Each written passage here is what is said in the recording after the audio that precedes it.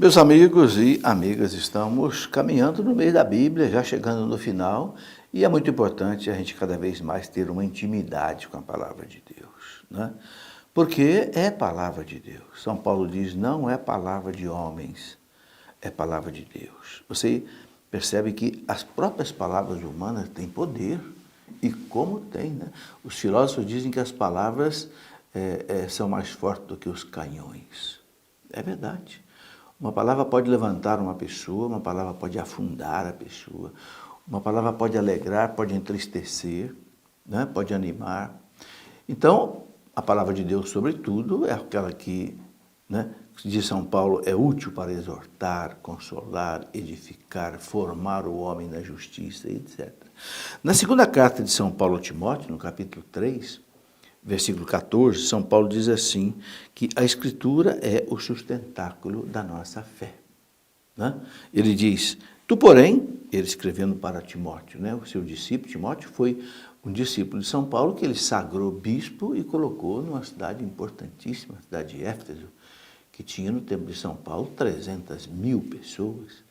Então, São Paulo diz, tu, porém, Timóteo, permanece firme naquilo que aprendeste e creste, ou seja, na doutrina que São Paulo ensinava, né? Fica firme.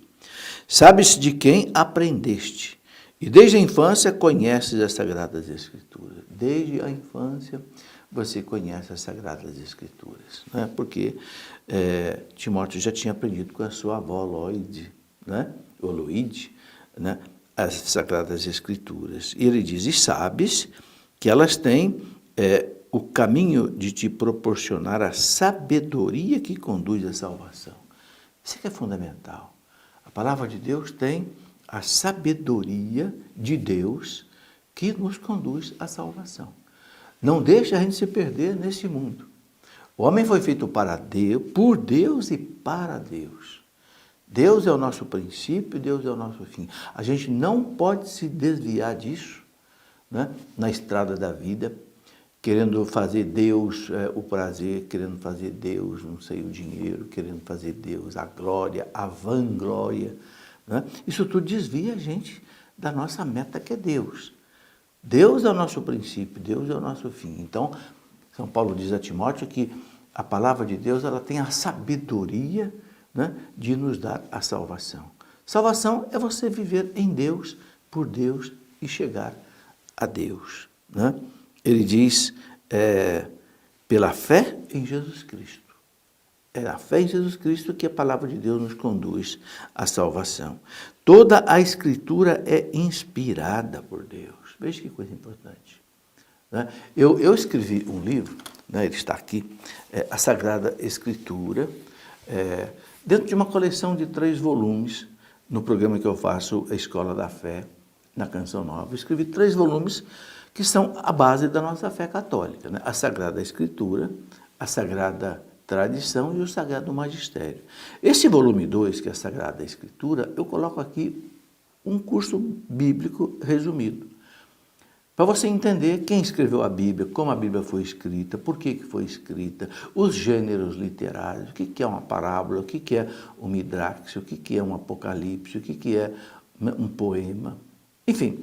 E também você entender que a Bíblia foi escrita dentro do contexto de um plano de Deus, um plano da salvação. Desde o Antigo Testamento, com os judeus, né? Aquele povo judeu que era como que a igreja do Antigo Testamento, chamada por Deus, preparada por Deus para ali nascer o Messias. Então, lá nós temos todos os profetas, temos todos os juízes, temos todos os personagens da Sagrada Escritura e temos também depois o Novo Testamento, né, onde Cristo nos revela. Então, São Paulo diz toda a Escritura é inspirada por Deus. Foram homens que escreveram com literatura humana da época, mas inspirados por Deus, né? E útil para ensinar, repreender, corrigir, formar na justiça. Então, veja, a Sagrada Escritura foi sempre o livro básico de todos os santos da igreja, né? São Paulo termina dizendo, por ela, o homem de Deus se torna perfeito. Olha que coisa, né? Perfeito. Deus disse lá, Jesus disse no Sermão da Montanha, sede perfeitos como vosso Pai Celeste é perfeito. Então, o instrumento de chegar a essa perfeição é a palavra de Deus. capacitado para toda boa obra. Está aí. Então, ter essa intimidade com a palavra de Deus te torna perfeito, capacitado para toda boa obra. Então, pelo menos 10, 15 minutos por dia, né? Você precisa se debruçar sobre essa palavra e deixar que ela alimente o seu espírito para viver segundo a vontade de Deus.